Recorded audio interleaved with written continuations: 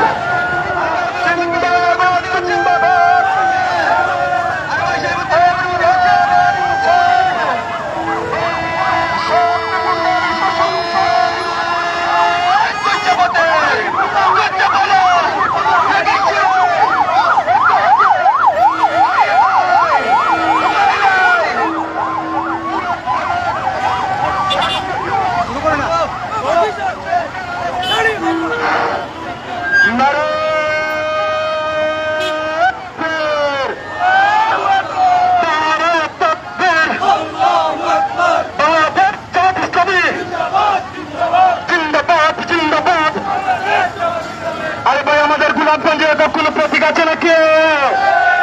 ও সেলিম বলো